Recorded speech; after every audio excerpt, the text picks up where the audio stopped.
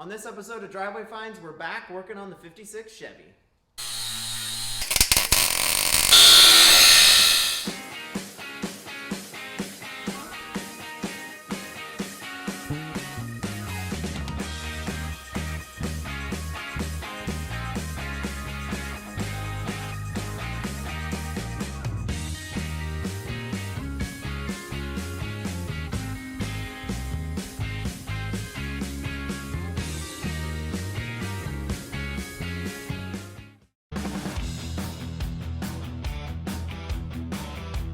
This is part 2 of our Ratty 56 Chevy build. Last time we worked on this thing, we redid all of the front suspension and put on this supercharger. Head over to our channel to check out part 1. We've got some more upgrades to do and we're gonna tell you what they're all about. The steering today, I'm gonna try to get the steering box out and we're gonna do a very budget build thing to it so that we can reuse it. And it'd be cool if we could get the 12 bolt set up with the 410s that we have.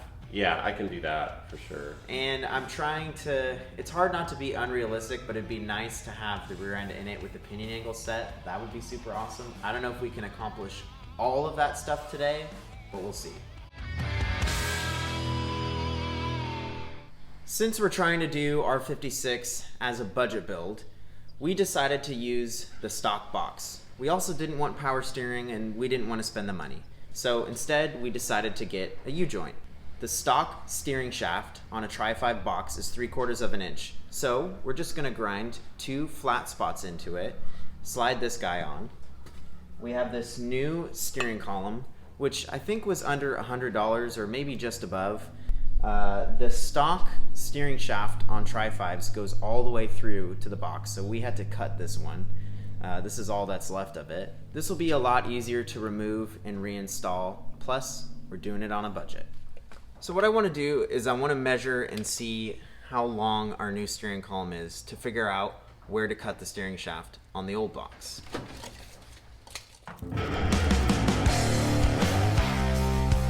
Everything's marked out, time to cut.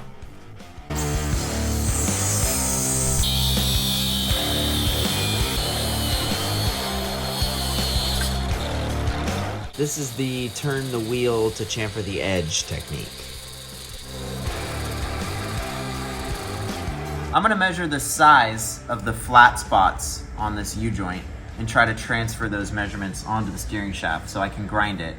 Obviously, I'm hoping for a nice, tight fit.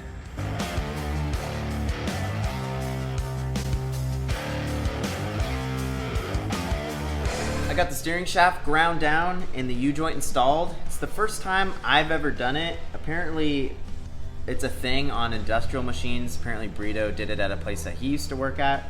But I'm happy with how it turned out. It's on there, it's tight. The steering box isn't really in good shape. We're hopefully thinking we can get it rebuilt. I don't really know, or we're just gonna drive it and see what happens.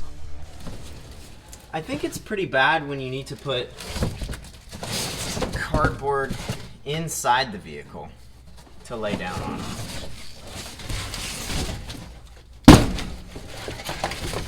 Ah, better.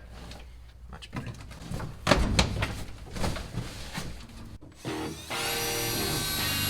I had to drill out the original steering column bolts because the 56 basically came over on the Titanic. It is so rusty everywhere. I got the old steering column bolts drilled out. Now I can test fit the new column. So this is basically going to be the setup here. We got this old school white Covico steering wheel that's all patinaed. It's kind of cool that it quick disconnects. I've actually never had one of these before. And it'll just go on there, put the little pin in there, good to go. This CNC comes in really handy. Unfortunately, we ran out of time and I couldn't complete my vision for the bracket. While Brita was playing around with that futuristic CNC, I went old school and fabricated this bracket. The only problem was there's a big gap above the steering column. We ended up fabricating this spacer and welding it on.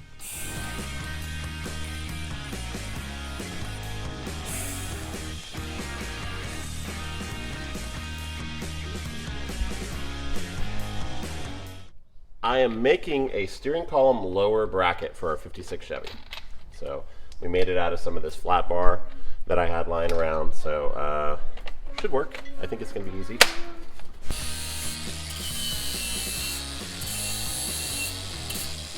We made our own brackets and we finally got the steering column in this thing. This is a pretty big step. I'm excited that we used this column because it was pretty cheap. And then we just ground the steering shaft on the steering box, and this thing's solid. So now we can finally steer the 56. We're gonna have to figure that out too, though. Best part. We don't want someone to steal this expensive, high-priced, shiny, beautiful car. All we have to do is pull this pin out, and the steering wheel comes with us.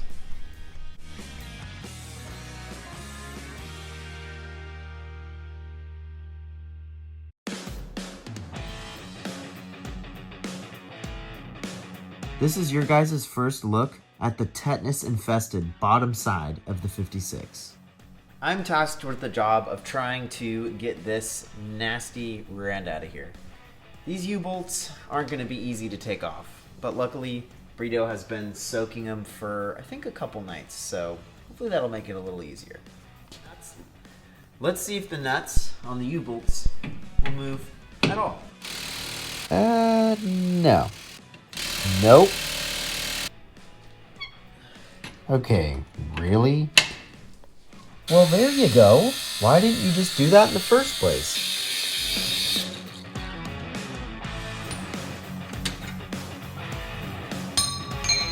We're thinking this is some antiquated 70s dirt track car magic going on here, flipping the leaf springs over to get the car lowered. But if you do that, you have to obviously torch a hole in your trunk. Get this to, I think if we both pull from each side, we can just get it to go to thunk and flip over.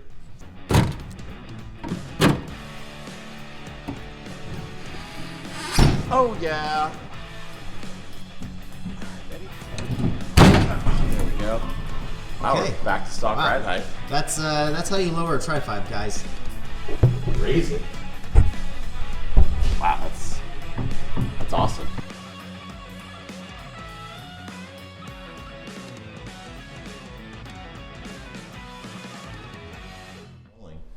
We got the nasty stock rear end pulled out of the 56. This thing was perfect for the dirt track, but we're not going to be on the dirt anymore. We're going to be on the drag strip, and that's what that 12 bolt's for.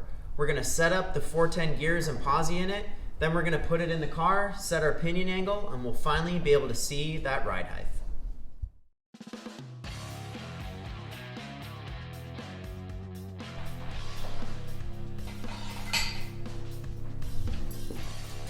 Want me just to like throw it in? Wow, really?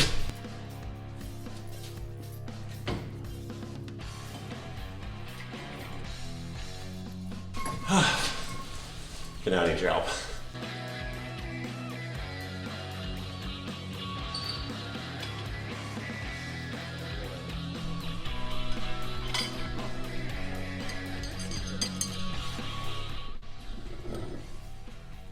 Well done. Well done.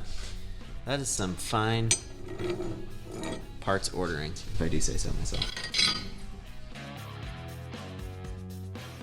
We're measuring to make sure that the rear end is centered side to side. Just a hair under 3 3/4. It's exactly the same. Really? It's a hair under 3 3/4. So I'm using this little app to check our angle on the transmission, and we're also going to have to check the angle on the rear end. What needs to happen is if this is down 2 degrees, the transmission is down 2 degrees, the rear end needs to be up 2 degrees so that we get the correct work angle for our U joints or universal joints. Now, if you don't, they have to be close, but if you don't get them close, what you'll have is like a lot of vibration or vibration at weird speeds, and it's something that you can chase on a car for a long time. And we're planning on going kind of fast in this thing, so we're gonna try to get them as nice as we can.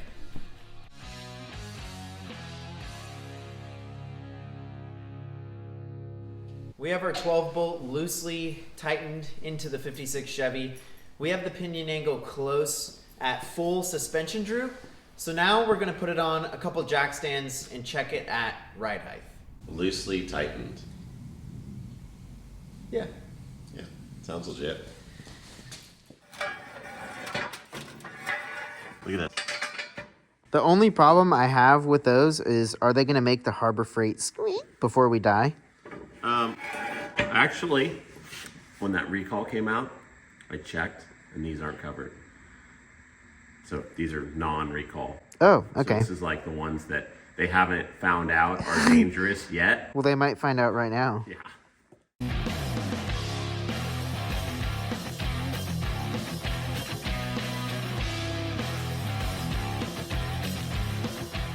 After measuring and adjusting and moving and measuring and adjusting and moving, we finally got the rear end set.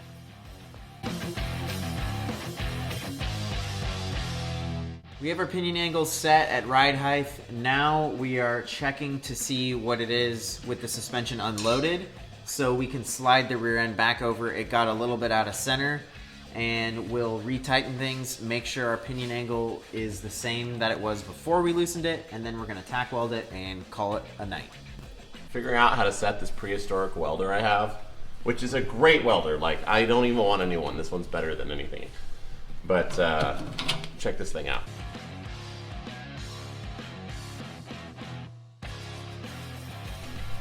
We have our, we have a range here for our voltage adjustment.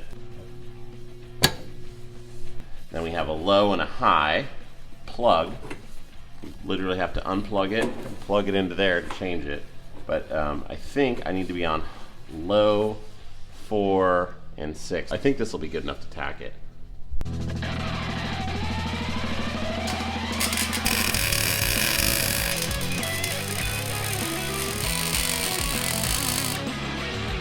Now that we have the axle tacked at the right angle, it's time to full weld it and make it nice and strong.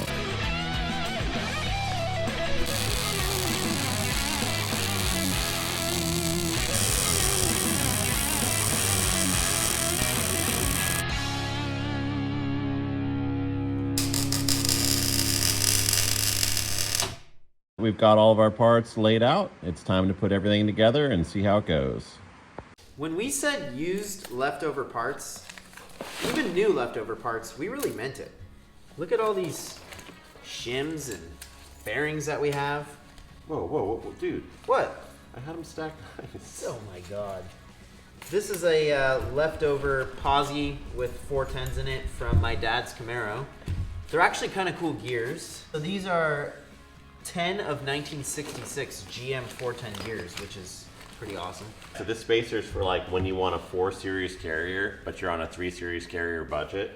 So you just get like a piece of... Why doesn't everybody do that? Why don't they just make spacers that bolt in and out? I think they actually make spacers. They do for 4-wheel drive guy shit. I know that. I've already done most of the hard stuff. So I put in the pinion race, the front and rear pinion race, and pressed out the old ones. I also pressed on the carrier bearings. So those are on. Now we just have to disassemble the rest of it. The outer axle bearings and seals. I don't have the right tools for that. I've never done this before, but I have a bolt and a washer and a slide hammer, and we're gonna snake this through the axle, thread this to it, and tap out that outer bearing with this old proto slide hammer.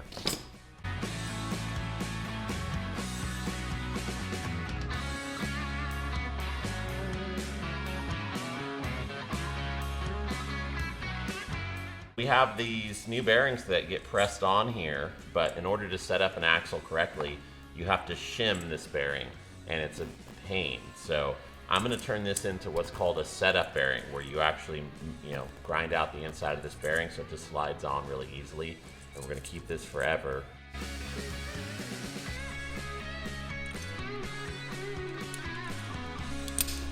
And then it comes off just like that. It's time to begin the journey of putting together the rear end.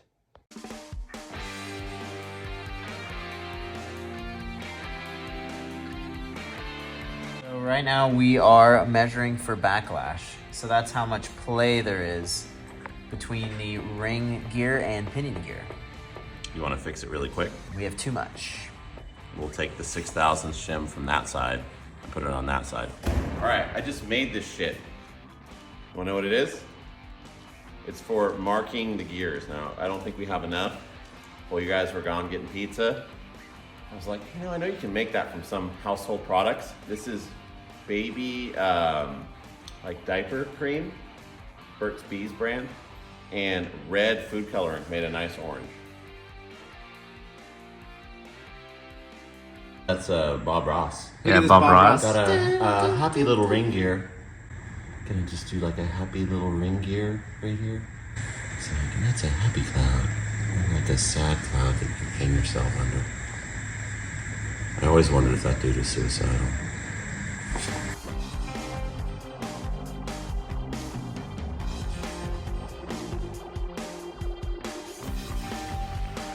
We finally got the pattern right. We have this one right here after some trial and error. We're looking pretty good. Burrito's homemade diaper rash medicine stuff didn't work. We had to reuse some like 4-year-old compound, but I think we're good to go. So we have a good pattern on our ring gear and fully assembled it, sealed it, put in all the seals and bearings, and it's ready to go into this thing. So we're gonna throw it in now, and we'll get to see our final ride height, and we'll get to see what our stance really looks like, because we've never really seen that because the leaf spring shackles were flipped before. Now we're gonna actually like know where this thing is really gonna sit for a while. So we're excited about that.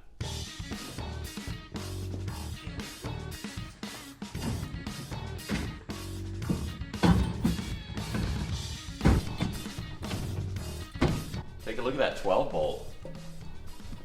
I love that it has ears still. Like, what you gonna do with those ears?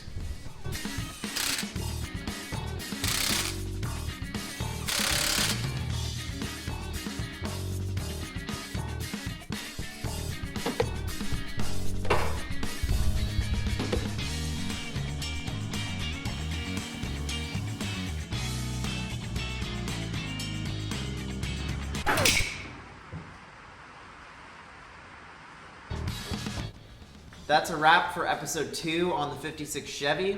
This time we got our steering column in there. We made our custom brackets, which really actually weren't that big of a deal, but we made custom brackets for it. Either way, it's all mounted in there. It turns the steering wheel. We ground the steering box for the U-joint. I forgot about that. So the steering is pretty much done, except for the steering box is a little rough, so we'll have to look into that later. So we got the old rear end yanked out of this thing. It's ready to go to the scrap pile. We got our scrap pile 12 bolt that Dustin dug out of a scrap bin. Yeah, we're trading scrap for scrap. It's a circle. This is a very eco-friendly car, really. So we got that 12 bolt, we tore it all apart, we got the 410 posi in it, all set up, good pattern, new bearings, new races, new seals, everything's pretty darn good.